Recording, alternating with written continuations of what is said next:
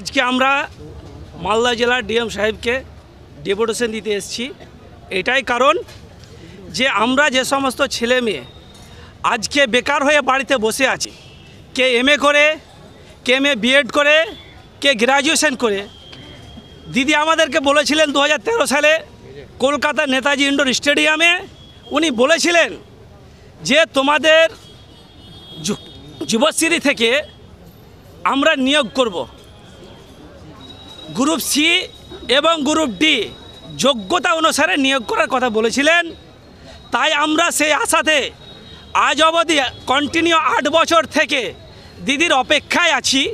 এখন পর্যন্ত আমরা কেউ কোনো গ্রুপ সি এবং গ্রুপ ডি এবং বাংলা সহায়তা কেন্দ্রে কোনো রকমের সুবিধা পাইনি। তাই আমরা চাইছি যে দিদি যেহেতু আমাদের প্রতিশ্রুতি দিয়েছিলেন যে আমরা তোমাদেরকে চাকরি দেব, আমরা চাইছি আমাদের যোগ্যতা অনুযায়ী আমরা চাকরি নেব। শুধু আমরা আন্দোলন করে চাকরি পাবো সেটা আমরা বলছি না। আমাদের যোগ্যতা অনুসারে আমাদের যোগ্যতা যদি থাকে উনি আমাদের চাকরি দিতে হবে। এটা আমাদের সমস্ত যুবক এবং যুবতী এবং যুবশ্রী ছেলে মেয়েদের এটা আমাদের দাবি।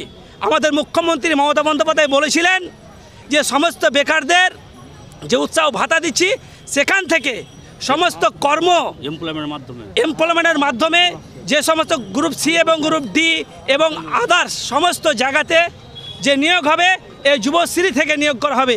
কিন্তু আমাদের 6 দফা আমাদের 6 দফা আজকে ডিএম সাহেবের নিকটে আমরা ডেপুটেশন দিচ্ছি, সাকসেস হয় এবং আমরা যেন আমাদের অধিকার পাই এ বলে আমাদের বক্তব্য।